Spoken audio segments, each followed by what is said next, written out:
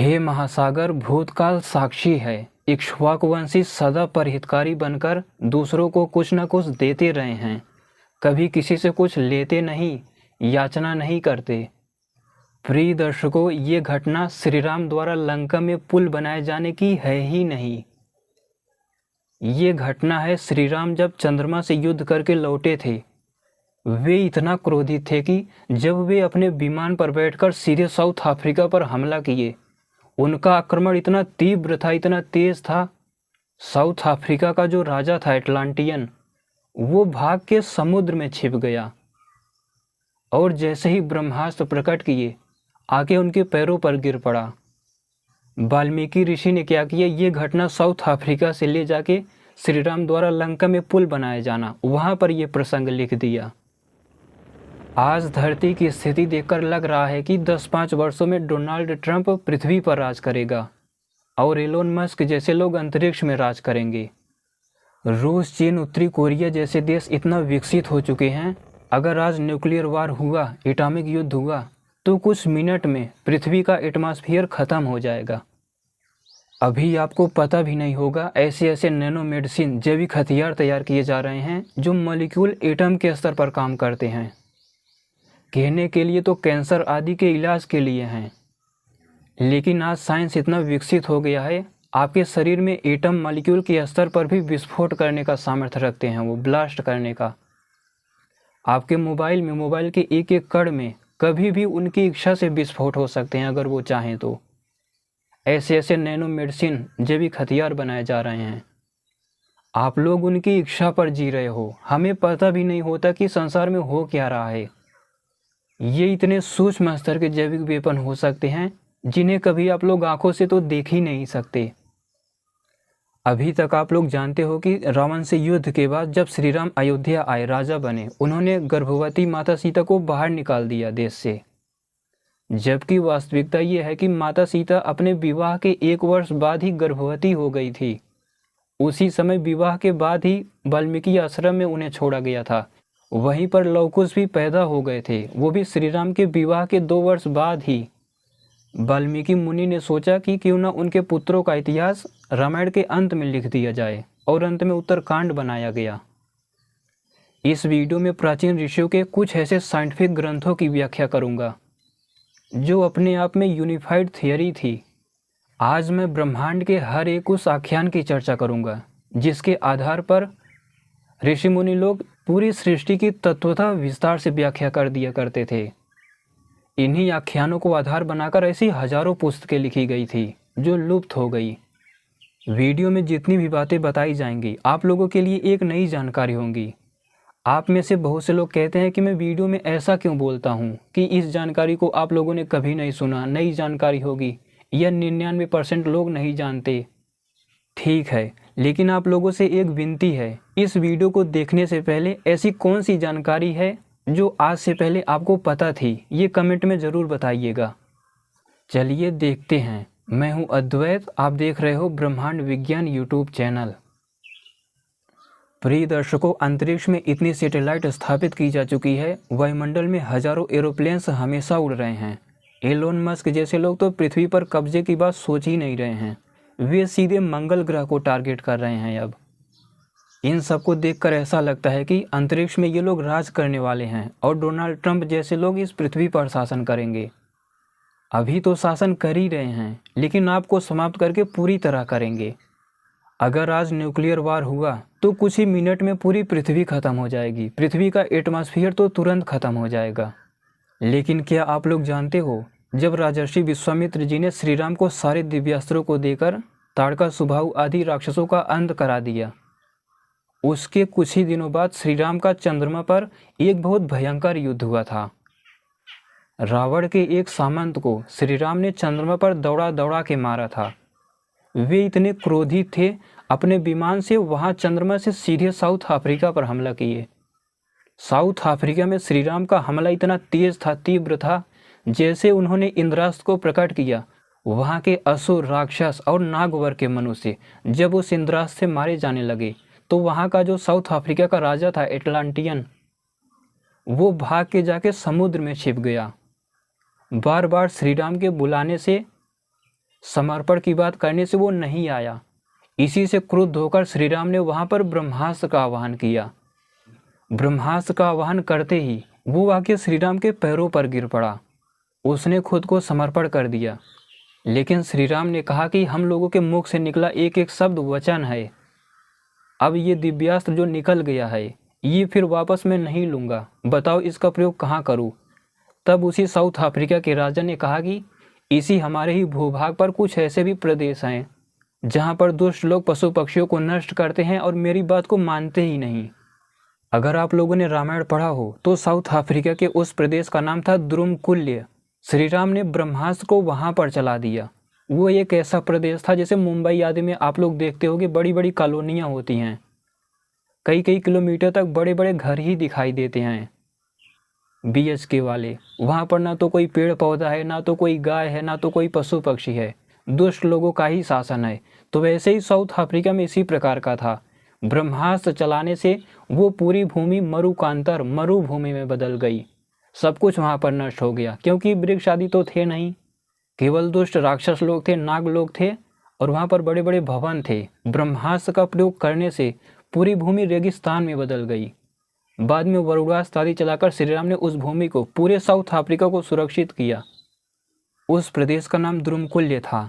तो उन्होंने उस भूमि को पशु पक्षियों के लिए फिर सुरक्षित कर दिया, पूरे साउथ अफ्रीका को जीतकर। ऐसा नहीं है कि श्री राम ने ही साउथ अफ्रीका को जीता था, उससे पहले राजर्षि सगर ने, उससे पहले इक्ष्वाकु आदि, इन्हीं लोगों की भूमि वो थी ही, जीतने की जरूरत नहीं थी। लेकिन समय के चलते दुष्ट लोग हो जाते थे, आतताई हो जाते थे, तो उन्हीं को मार के फिर जीत लेते थे। जिन राक्षसों का श्री राम ने संहार किया था, उस साउथ अफ्रीका के राजा ने उनकी जाति भी बताई थी। आभीर वे राक्षसों नागों की एक प्रजाति है जो बहुत दुष्ट होते थे। यहाँ तक कि महाभारत युद्ध के बाद, श्री कृष्ण की मृत्यु के बाद, जब महात्मा अर्जुन द्वारिका से स्त्रियों को ले जा रहे थे, तो रास्ते में आभीरों ने ही उन स्त्रियों को, संपत्ति को लूटा था। अर्जुन का गांडीव धनुष वहाँ पर काम नहीं किया, क्योंकि वो सामर्थ्य खत्म हो गया था। क्या आप लोग जानते हो, इक्ष्वाकु, सगर, भगीरथ, अकंपन, राजर्षि भगवान नल, मानधाता श्री राम, इन लोगों का साम्राज्य कहाँ तक था? यावत्यो वर्षतो धारा यावत्यो दिवि तारकाः चतुर्सागर पर्यंताम पृथ्वीम अन्वसास्ताम। जहाँ से बारिश की बूंदें गिरना शुरू होती हैं अंतरिक्ष से, अंतरिक्ष में जहाँ तक ग्रह तारे गैलेक्सियाँ दिखती हैं, यहीं से, यहाँ से कई गैलेक्सियाँ दिखती हैं।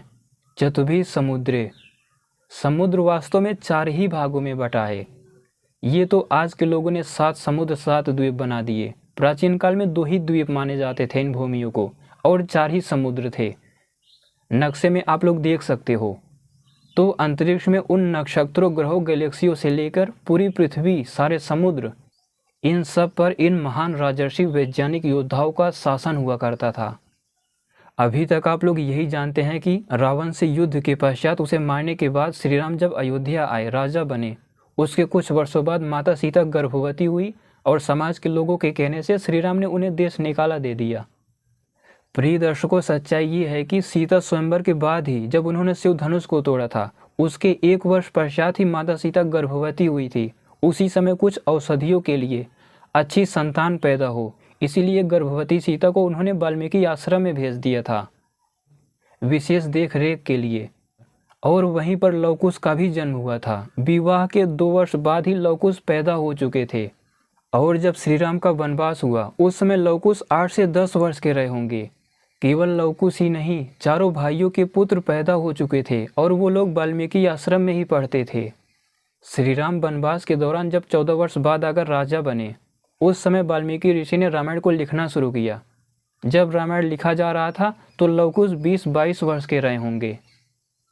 उस लिखे हुए रामायण को उन्होंने भी अच्छे से पढ़ा, और जब उनकी शिक्षा पूरी हो गई, जो लोग कहते हैं इसका प्रमाण क्या है, इसका यही प्रमाण है। जब लवकुश की शिक्षा पूरी हो गई, 25 वर्ष के हो गए, रामायण को भी उन्होंने पढ़ा श्री राम के बारे में। फिर वे नगर में श्री राम कथा कहते हुए अयोध्या में दरबार में गए थे, और क्योंकि शिक्षा पूरी हो गई थी तो श्री राम ने उन्हें पुत्र रूप में ग्रहण कर लिया था। वाल्मीकि ऋषि ने क्या सोचा कि लवकुश तो यहाँ पर अध्ययन कर ही रहे हैं, 20-22 वर्ष के हैं ही, कुछ दिनों में इनकी शिक्षा पूरी हो जाएगी, यहाँ पर इनका क्या इतिहास लिखूँ, अब इनकी शिक्षा भी अभी नहीं पूरी हुई है, कभी बाद में लिख दिया जाएगा। तो इसीलिए उत्तरकांड बना दिया गया लव कुश के लिए। इसी उत्तरकांड में ही जो बड़े बड़े प्राचीन ऋषि थे श्री राम से भी पहले, वहाँ का भी काफ़ी इतिहास, अगस्त ऋषि ने जो श्री राम से चर्चा की थी, वो समृद्ध इतिहास भी इसी उत्तरकांड में ही लिखा गया। अन्यथा लव कुश का ही इतिहास लिखना होता तो बहुत छोटा हो जाता। इसीलिए ये भी जो प्राचीन राजर्षियों के, फिर रावण अलग अलग कैसे राज्यों को जीतता है, उन सबको विस्तार के साथ इसी में लिख दिया गया था। यही है वो घटना और रामायण काल का सामाजिक विज्ञान, जो आज से पहले आप सभी के सामने तोड़ मरोड़ कर पेश किया जाता रहा है। वास्तविकता यही है। ऐसे ऐसे भी प्रसंग आते हैं जब श्री राम हवन या यज्ञ कर रहे थे तो वाल्मीकि ऋषि अपने विमान में बैठा के माता सीता को ले आते थे उस हवन में। वाल्मीकि ऋषि एक महान वैज्ञानिक थे, तकनीकी के आविष्कारक थे। वो कोई गुंडे, बदमाश या लुटेरे नहीं थे जो बताया जाता है। बहुत बड़े वैज्ञानिक थे, बड़े बड़े ऋषियों में उनकी गिनती होती थी। विमानों के अनुसंधान वेत्ता थे वे। लोग कहते हैं कि वो एक डाकू थे, पहले लूट लेते थे लोगों को। ये झूठी घटना है जो मिला दी गई, ये कहीं लिखा ही नहीं। ये जो अगस्त ऋषि ने प्राचीन राजर्षियों की कहानी श्री राम को सुनाई थी, जब श्री राम पूछते हैं कि क्या कोई ऐसा योद्धा नहीं था जो रावण को जीता हो, इसी को अगस्त रामायण के नाम से किसी ने लिखा और अनेक बातें अपनी भी मिला दी, तो आज ये अगस्त रामायण नाम से प्रसिद्ध हो गया। प्रिय दर्शकों, आप सभी जानते होंगे पूरी दुनिया के साइंटिस्ट ब्रह्मांड के बनने की यूनिफाइड थियोरी खोज रहे हैं। सूक्ष्मता में जाकर जो सब कुछ व्याख्या कर दे, वही एकीकृत सिद्धांत या यूनिफाइड थियोरी है। यूनिफाइड थियोरी का श्रेय कभी जॉन डाल्टन को था, कभी पार्टिकल फिजिक्स को था। वर्तमान समय में आधुनिक शिक्षा को देखें तो स्ट्रिंग थियोरी को माना जा रहा है। आप लोगों को पता भी नहीं होगा, ऋषियों के जितने भी वैज्ञानिक ग्रंथ थे वो सब अपने आप में यूनिफाइड थियोरी थे। यूनिफाइड थियोरी क्या है?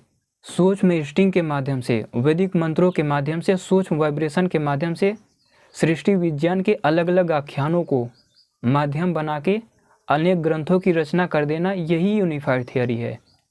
ये जो शतपथ, कौशिकी, गोपथ, ऐतरेय, ऋषि मुनियों, राजर्षियों के वैज्ञानिक ग्रंथ हैं, यही यूनिफाइड थियोरी हैं, एकीकृत सिद्धांत हैं। प्राचीन काल में ऐसे 1000 से भी ज़्यादा ग्रंथ थे जो अलग अलग तरीके से इन्हीं सूक्ष्म स्ट्रिंग वैदिक मंत्रों को आधार बनाकर पूरी सृष्टि की तत्वतः और विस्तार से सब कुछ व्याख्या कर देते थे। मैं कुछ ऐसे आख्यानों की चर्चा करता हूँ।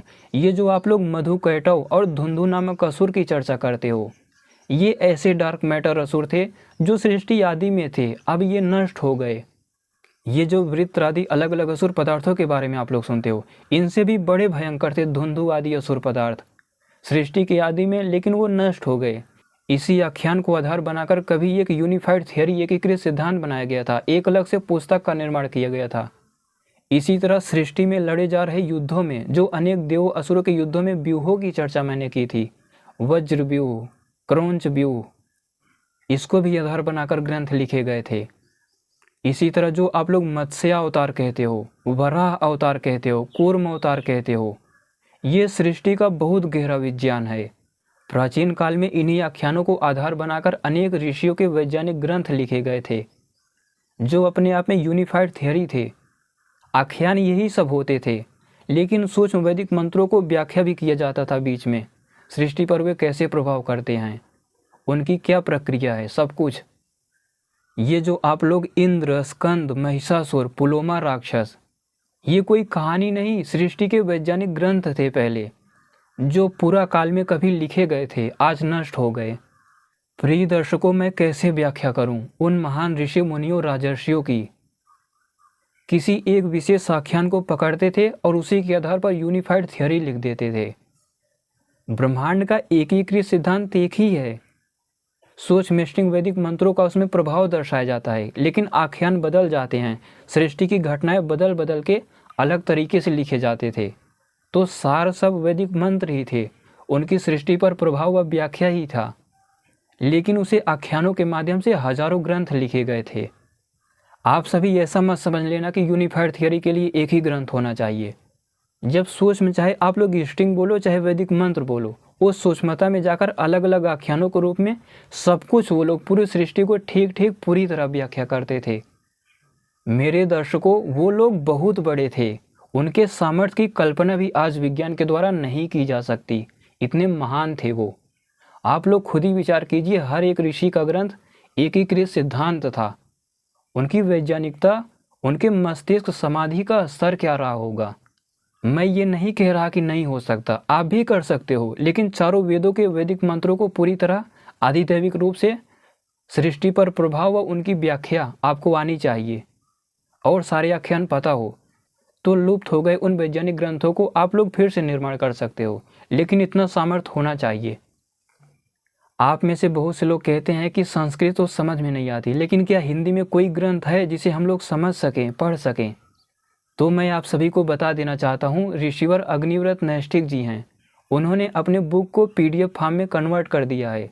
मुझे ऐसी सूचना मिली है अभी। ऐतरेय, निरुक्त जैसे ग्रंथों को आप लोग भी PDF रूप में पढ़िए और तब समझिए कि ऋषियों के कैसे कैसे ग्रंथ प्राचीन काल में रहे होंगे, उनका सामर्थ्य क्या था। तो मुझे भी अभी सूचना मिली, उनके PDF को भी आप लोग पढ़ सकते हो सकता है मैं यहाँ पर डिस्क्रिप्शन में दे दूँ। ये जो मैंने पिछली वीडियो में क्रोध, भय, लोभ, इन सब का वैज्ञानिक स्वरूप बताया कि इंद्र आदि तत्वों से सूक्ष्म प्राणपान उदान आदि से इनकी उत्पत्ति होती है, ये तो एक सैद्धांतिक व्याख्या हो गई। लेकिन अब अगर और सूक्ष्मता में आपको जानना है कि क्रोध, भय ये सब होता ही क्या है, निरुक्त में आप लोग देखोगे तो क्रोध के कई शब्द हैं। आप सभी इसे सामान्य मत लीजिए, बहुत गंभीरता से लीजिए। आप लोग सामने देखिए, क्रोध के कई शब्द है निरुक्त में। क्रोध्यति कर्मा, सृष्टि के देव, असुर आदि पदार्थों में भी क्रोध अलग अलग प्रकार के होते हैं। तो मैं निरुक्त को तो जरूर कहूँगा, उनके निरुक्त को जरूर पढ़ना, और संभव होगा तो मैं यहाँ पर PDF लगा दूंगा डाउनलोड करके। अभी तक आप सभी जानते हो कि अग्नि, वायु, आदित्य, अंगिरा, इन 4 ऋषियों ने ब्रह्मांड से समाधि में स्थित होकर वैदिक मंत्रों को ग्रहण किया। लेकिन ऐसा नहीं है, केवल 4 ऋषियों ने ही ग्रहण नहीं किया था। ये जो वेदों की जितनी भी शाखाएं हैं, आश्वलायन, मांडुकायन, शांखायन, पिप्पलाद, ये लोग बहुत बड़े बड़े ऋषि थे। इन लोगों ने भी पूरे वैदिक मंत्रों को सृष्टि से समाधि अवस्था में ग्रहण किया था। ऋषि कहते ही उसे हैं जो मनस तत्व के स्तर पर सूक्ष्म वैदिक मंत्रों को, सृष्टि से ध्वनियों को सुन ले, ग्रहण कर ले। तो केवल 4 ऋषि ही नहीं थे, वेदों की जितने भी 1131 शाखाएं बताई जाती हैं, कहीं कहीं 1300 शाखाएं बताई जाती थी, इन सब ने सूक्ष्म वैदिक मंत्रों को ग्रहण किया था पूरी तरह। हर एक वैदिक शाखा में मंत्र तो एक ही प्रकार के होते हैं, लेकिन कुछ पद डिफरेंस हो जाता है, किसी का छंद बदल जाता है, थोड़ा स्वरों में भेद हो जाता है, यही अलग अलग शाखाएं बन जाती हैं। ये जो आप लोग वैदिक मंत्रों को देखते हो या मैं चर्चा करता हूँ, ये एक प्रकार की है, ये सब वेदों की एक एक शाखाओं का है। ऐसे ही प्राचीन काल में उन ऋषियों ने सृष्टि से वैदिक मंत्रों को सुनकर अपनी एक एक शाखा चलाई थी। महर्षि भगवान पिप्पलाद तो अपने समय के सबसे महान वैज्ञानिक योगी थे, उनकी भी एक शाखा थी। मैं फिर कहता हूँ, चाहे वैदिक मंत्रों को सृष्टि से सुनकर वेदों की अलग अलग शाखा चलाने वाले ऋषि रहे हों, चाहे इन्हीं वैदिक मंत्रों की व्याख्या करके आख्यानों आदि के द्वारा यूनिफाइड थियरी, एकीकृत सिद्धांत देने वाले हजारों ग्रंथ रहे हो, ये लोग बहुत बड़े थे। उस समय उच्चतम योग का विज्ञान अद्भुत था, उनका सामर्थ्य बहुत बड़ा था, बहुत बड़े लोग थे ये लोग। पूरा वातावरण शुद्ध था, पवित्र था, पेड़ पौधे इसी पृथ्वी के होते थे, कोई हाइब्रिड नहीं था, वाहन आदि थे ही नहीं उस समय, विमान आदि सब हुआ करते थे, दिव्यास्त्र हुआ करते थे, आयुर्वेद भी चरम पर था, लेकिन सब कुछ इसी पृथ्वी से जुड़ा हुआ रहता था, कुछ भी हाइब्रिड नहीं था, मिलावटी। अगर देखें तो आज से 3000 साल पहले की बात करें तो 800 से ज़्यादा ऐसे वैज्ञानिक ग्रंथ थे जो न समझ पाने की वजह से जला दिए गए। अनेक विमानों व दिव्यास्त्रों की भी बहुत सारी पुस्तकें थी, जिसे अनेक राजर्षियों ने भी लिखा था। ऋषि मतलब जो वैज्ञानिक हो जाए, ऋषि किसी जाति वर्ग का नहीं होता। क्षत्रिय वैज्ञानिक हो जाता है तो उसे भी राजर्षि कहते हैं, ब्राह्मण हो जाता है तो उसे भी ऋषि कहते हैं, वैश्य शूद्र हो जाता है तो उसे भी ऋषि ही कहा जाता है। तो ये लोग किसी जाति वर्ग के नहीं थे, सबके थे, हर वर्ग से निकल कर आते थे। इन्हीं वेदों की शाखाओं या फिर अलग अलग वैदिक मंत्रों की व्याख्या करने वाले सभी पुस्तकों के ही माध्यम से उसको अच्छे से अध्ययन करके, सामर्थ्य इकट्ठा करके राजर्षि लोग पूरी धरती जीत लेते थे सुरक्षित रखने के लिए। केवल श्री राम ने ही साउथ अफ्रीका नहीं जीता था, अमेरिका में युद्ध नहीं किया था श्री राम ने ही, उससे पहले राजर्षि सगर का था वो सब कुछ। उससे भी पहले देखे तो मेरे राजर्षि भगवान हयग्रीव जी का था। अंतरिक्ष में जहाँ तक तारे दिखाई देते हैं, नक्षत्र दिखाई देते हैं, कुछ गैलेक्सियाँ भी दिखती हैं। आप लोग कहोगे कि हम विश्वास ही नहीं करेंगे, वहाँ तक तो कोई जा ही नहीं सकता, हजारों साल लगेंगे वहाँ पहुँचने में। मैं राजर्षि हयग्रीव या सगर की ही चर्चा क्यों करूँ? उनके क्षत्रिय योद्धा जो वहाँ तक घूमा करते थे उनकी चर्चा क्यों करूँ? मैं चर्चा करता हूँ देवर्षि नारद जी की। बिना विमानों के वो उड़ते हुए ध्रुव तारे आदि तक चले जाते थे। भगवान हनुमान की, माता सबरी की। मैं चर्चा करूँगा भरद्वाज ऋषि जी की। ये लोग 5-5, 10-10, 15-15 वर्षों में पूरी तरह यात्रा करके वापस आ जाते थे।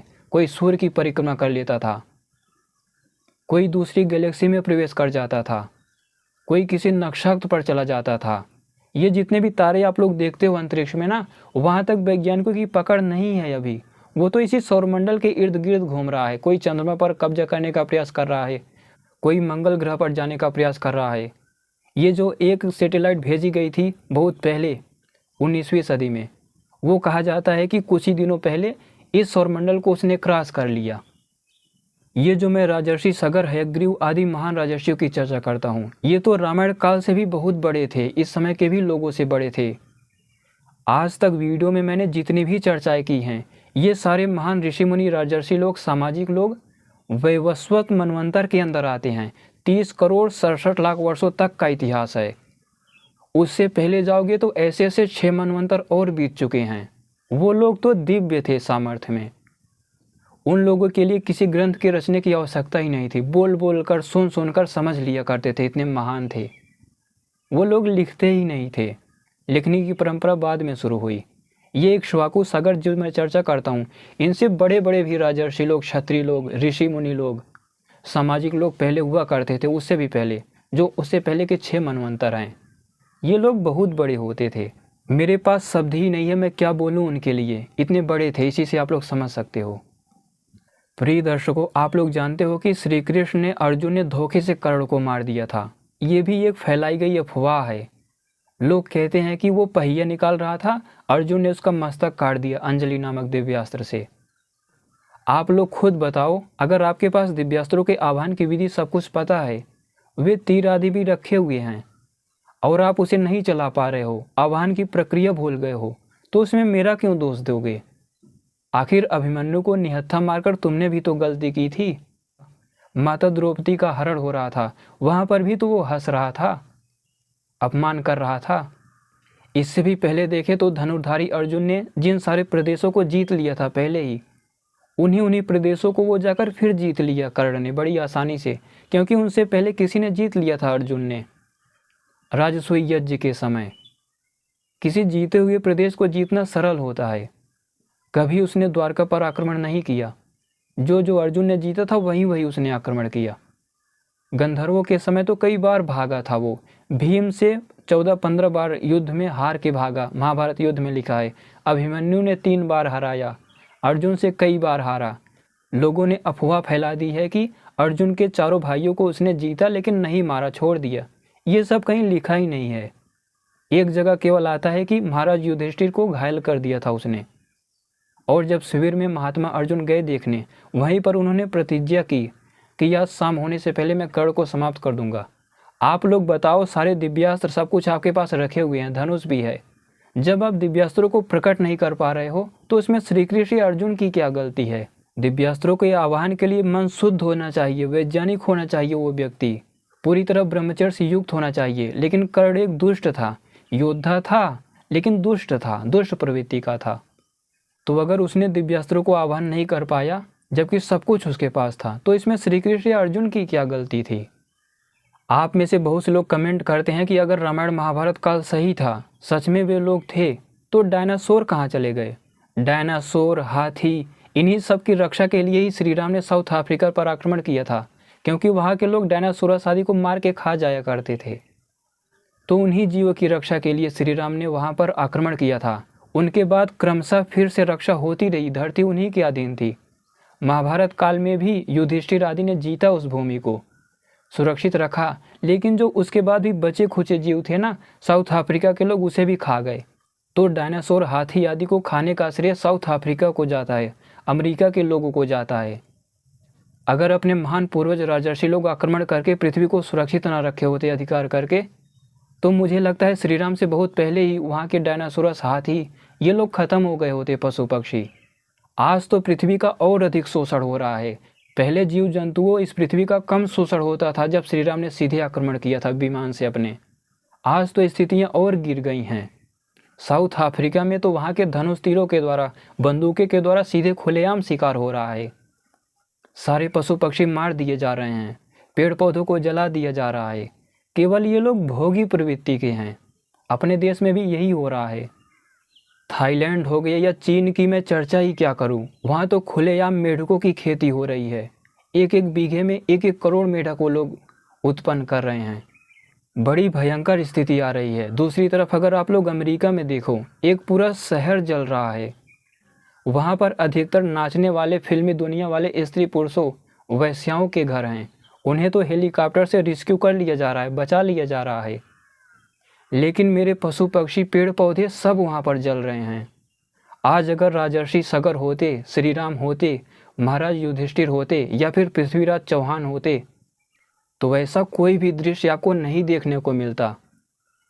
ये लोग चैन से बैठते ही नहीं, इतने बड़े थे।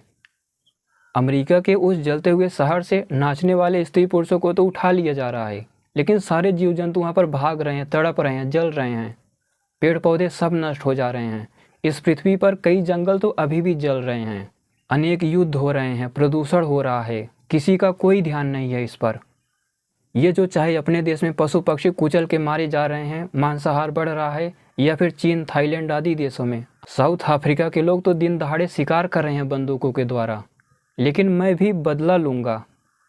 समय आने पर उन्हें भी उचित जवाब दिया जाएगा।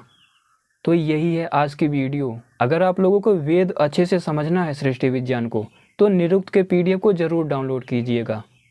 आप लोगों को तो कमेंट करना आता नहीं कि साथ रहेंगे, सहयोग करेंगे, वीडियो को हर एक उस व्यक्ति तक भेजेंगे, हर एक व्यक्ति को जागृत करेंगे और वास्तविक सनातन धर्म का मतलब बताएंगे। इन सब के लिए किसी के पास समय तो रहता नहीं। आप लोग अब सावधान हो जाइए, गंभीर होकर संघर्ष कीजिए। समय तो बिल्कुल मत गवाइए। बर्बाद करने के लिए समय है ही नहीं आपके पास। तो जो मैंने कहा था कमेंट करके बताना, ये जो मुख्य कुछ घटनाओं की चर्चा की मैंने, क्या इससे पहले आपको पता थी? यही सब थी आज की जानकारी। वीडियो को पूरा देखने के लिए धन्यवाद।